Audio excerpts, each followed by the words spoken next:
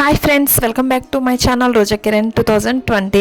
ఈ వీడియో అయితే లాస్ట్ వీడియోకి కంటిన్యూషన్ వీడియో. లాస్ట్ టైం మేము మల్లాన్న టెంపుల్కి వెళ్ళామని వీడియోలో చెప్పాను కదా, ఆ వీడియోకి కంటిన్యూషన్ అనమాట. మల్లాన్న టెంపుల్ని దర్శనం చేసుకున్నాక నెక్స్ట్ వర్గల్లు సరస్వతీదేవి టెంపుల్కి అయితే వెళ్ళాము. లాంగ్ వీడియో పెట్టి అయితే నేను చాలా రోజులు అవుతుంది, రోజులు కాదు అనుకుంటా 2 months అయితే అయిపోతుంది. మళ్ళీ ఇప్పుడు లాంగ్ వీడియో పెట్టాను, ఆ వీడియో స్కిప్ చేయకుండా అయితే చూడండి. ఇప్పుడు ఇంకా మా జర్నీ అయితే స్టార్ట్ అయింది. టెంపుల్కి వెళ్ళే వే అంతా చాలా పీస్ఫుల్గా గ్రీనరీగా అయితే ఉంటుంది. లొకేషన్ అయితే చాలా బ్యూటిఫుల్గా ఉన్నది. జర్నీ చేయడానికి కూడా చాలా హ్యాపీగా అనిపిస్తుంది ఈ వేలో వెళ్తున్నప్పుడు. వర్గల్ సరస్వతీదేవి టెంపుల్ అయితే సిద్దిపేట డిస్టిక్ వర్గల్ అనే విలేజ్లో అయితే ఉన్నది ఈ టెంపుల్. హైదరాబాదు సికింద్రాబాద్ నుంచి అయితే ఒక 50 kilometers డిస్టెన్స్లో అయితే ఈ టెంపుల్ ఉంటుంది. జనరల్గా పిల్లలకి అక్షరాభ్యాసం చేయించాలంటే ముందుగా గుర్తుకొచ్చే టెంపుల్ ఏదంటే బాసరా అనుకుంటాం. బాసరాలో అయితే జ్ఞాన సరస్వతి అమ్మవారు ఉంటారు. ఇక్కడ వర్గాల్లో వచ్చేటప్పటికి విద్యా సరస్వతి అమ్మవారు ఉంటారు. అంటే ఇప్పుడు హైదరాబాద్ నుంచి బాసరా వెళ్ళాలి అనుకున్న వాళ్ళకి లాంగ్ డిస్టెన్స్ అయిపోతుంది. నాకు తెలిసి ఒక 3-4 hours జర్నీ అయితే కంపల్సరీ పెడుతుంది. అలా కాకుండా మనకి దగ్గరలో అయితే ఒక 1-2 hours 1.5 hours వెళ్ళి అక్షరాభ్యాసం చేయించాలనుకుంటే వర్గల్ సరస్వతీదేవి టెంపుల్ బెస్ట్ అని చెప్పొచ్చు నేను. ఇక్కడ చాలా బాగా జరుగుతున్నాయి, అన్ని పూజలు కార్యక్రమాలు అన్నీ చాలా బాగా చేస్తున్నారు.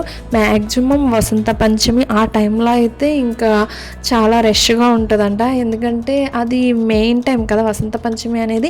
చిన్నపిల్లలకి చాలా ఇంపార్టెంట్ డే అనేది చెప్పాలి. ఎందుకంటే పిల్లలందరినీ మొట్టమొదటిసారిగా అక్షరాభ్యాసం చేయడానికి అది బెస్ట్ డే అన్నమాట. ఇప్పుడు ఇంకా మేము టెంపుల్ దగ్గరికి అయితే రీచ్ అయిపోయాము. ఈ టెంపుల్ అనేది ఒక కొండపైన ఉంటుంది. ఇంకా మేము కొండ ఎక్కుతున్నాం అన్నమాట అమ్మవారిని దర్శించుకోవడానికి. టెంపుల్ అయితే 2కి క్లోజ్ చేసేస్తారు. మేము కరెక్ట్గా ఒక 10 minutes క్లోజ్ చేసేస్తారు అనగా టెంపుల్ దగ్గరికి అయితే వచ్చాము.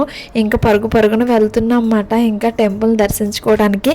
వీడియో కూడా క్లారిటీగా తీయడానికి కూడా అవ్వలేదు, ఎందుకంటే ఎక్కడ అమ్మవారిని దర్శించుకోకుండా వెళ్ళిపోతామా అన్న టెన్షన్లో అయితే నేను ఇంకా పరిగెడుతూనే ఉన్నాం. మేము అందరం పరిగెట్టి ఇంకా అమ్మవారిని దర్శించుకోవడానికి అయితే వెళ్తున్నాము. ఇప్పుడు మీరు చూస్తున్నారు కదా, ఇది వచ్చేటప్పటికి టెంపుల్ ఎంట్రన్స్ అన్నమాట.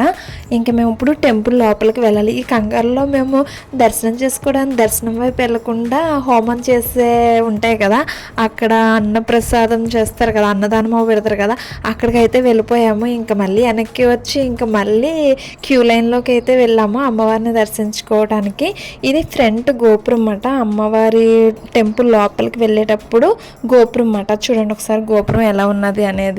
టెంపుల్ టైమింగ్స్ అయితే మార్నింగ్ 6 to 12:30, ఈవినింగ్ వచ్చేటప్పటికి 4 to 7 o'clock వరకు అయితే ఉంటుంది. ఫ్రైడే సండే అయితే మార్నింగ్ 6 to 2 o'clock వరకు ఉంటుంది. అమ్మవారు 2nd floorలో ఉంటారు. ఇప్పుడు మేమైతే 1st floor వరకు వచ్చాము. ఇప్పుడు 2nd floorకి అయితే వెళ్తున్నాము. వెళ్ళిన వెంటనే ముందుగా మనకి ధ్వజస్తంభం అయితే కనిపిస్తుంది. ధ్వజస్తంభానికి ఎదురుగా అమ్మవారు అయితే ఉంటారు. ఇంకా మాకు అమ్మవారి దర్శనం అయితే బాగా జరిగింది. ఇంకా దర్శనం అయిపోయిన తర్వాత బయటికి వచ్చేసాము. బయటికి వచ్చాక వ్యూ అయితే చాలా బాగుంది, నాకు చాలా బాగా నచ్చింది. అసలు మీరు ఎవరైనా వచ్చినట్లయితే కనుక మీరు చూసినా కూడా చాలా హ్యాపీగా అయితే ఫీల్ అవుతారు. ఇదైతే నేను కన్ఫర్మ్గా చెప్తున్నాను. ఈ టెంపుల్ని 1989లో చంద్రశేఖర్ శర్మ గారు అయితే నిర్మించారు. ఇక్కడ అమ్మవారికి ప్రతిరోజు పూజలు అయితే చేస్తారు.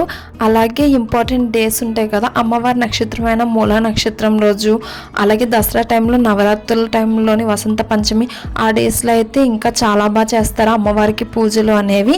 అంటే ఆ రోజు కొన్ని ప్రత్యేకమైన పూజలు అయితే ఉంటాయి. అవి అయితే చాలా బాగా జరుగుతాయి ఈ టెంపుల్లో. అమ్మవారి దర్శనం కంప్లీట్ అయిపోయి బయటికి వచ్చేసాక 10 అడుగుల సరస్వతీదేవి అమ్మవారిని కూడా మనం దర్శించుకోవచ్చు. ఇక్కడ అమ్మవారు అయితే చాలా అందంగా ఉంటారు. కలోపు మధ్యలో వీణ వాయిస్తూ అమ్మవారు కూర్చున్నట్టయితే విగ్రహం ఉన్నది. ఈ విగ్రహం 10 అడుగుల విగ్రహం అన్నమాట. అసలు ఈ కొండ మీద నుంచి వ్యూ అంతా చూస్తే కూడా చాలా బాగుంది. చుట్టూ పచ్చని ప్రకృతి మధ్యలో అమ్మవారు ఉన్నట్టయితే అనిపిస్తుంది. చాలా ప్లెజెంట్గా అయితే ఉన్నది. ఈ ఆలయ ప్రాంగణంలోనే మనం లక్ష్మీ గణపతిని, శనీశ్వరుణ్ణి, శివుణ్ణి, అలాగే వెంకటేశ్వర స్వామిని కూడా దర్శించుకోవచ్చు. కానీ మేము వచ్చే టైంకి ఓన్లీ సరస్వతీదేవి టెంపుల్ ఒక్కటే ఓపెన్ చేస్తున్నది. అందువల్ల అమ్మవారిని అయితే దర్శించుకున్నాము. ఇంకా టెంపుల్స్ తీసి ఉన్నాయేమో అని చెప్పి వెళ్తున్నాము. ఇది లక్ష్మీ గణపతి ఆలయం క్లోజ్ అయితే చేస్తారు, కానీ అయినా చూడాలని చెప్పి అయితే వెళ్తున్నాము. తెలంగాణలోని పిల్లలకి అక్షరాభ్యాసంకి బాసరా తర్వాత రెండవ ప్రసిద్ధి క్షేత్రం వర్గంలోని శ్రీ విద్యా సరస్వతి ఆలయం.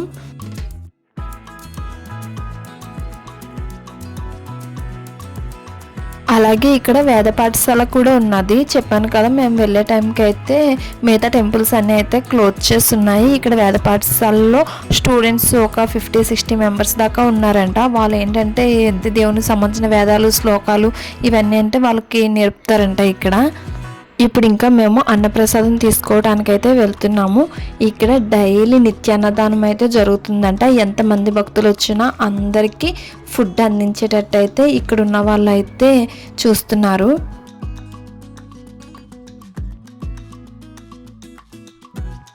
నెక్స్ట్ ఇప్పుడు ఆ టెంపుల్ ప్రాంగణంలోనే ఉన్న వెంకటేశ్వర స్వామి టెంపుల్కి అయితే వెళ్తున్నాము.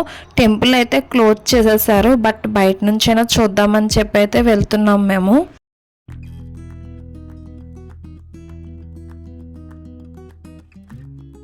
ఇక్కడ ఇంకా ప్లేస్ ఎక్కువగా ఉండడం వల్ల మా బాబు అయితే ఫుల్గా ఆడుకుంటున్నాడు. ఇక్కడ అంటే గ్రాస్ అది ఉన్నది కదా, ఇంకా ప్లేస్లో అయితే ఆడుతున్నాడు బాగా.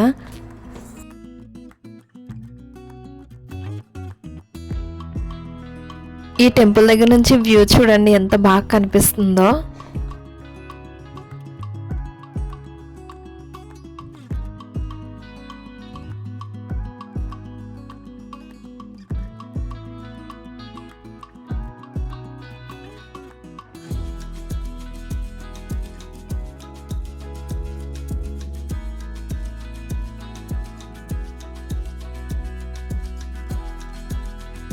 ఇది వచ్చేటప్పటికి వెంకటేశ్వర స్వామి టెంపుల్ ఎంట్రన్స్ క్లోజ్ చేస్తారు. ఇంకా సరే మేము మొత్తం తిరిగి చాలా అలసిపోయాము. ఇంక కొంతసేపు రెస్ట్ తీసుకుందామని చెప్పి ఇంక ఇక్కడ ఒక ½ అవర్ అయితే స్పెండ్ చేసాము. అలా కూర్చొని మాట్లాడుకొని మొత్తం ఇంక ఇక్కడ ఒక ½ అవర్ అయితే ఉన్నాము.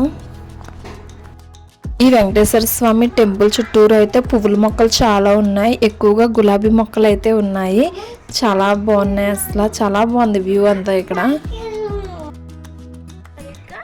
అశ్విన్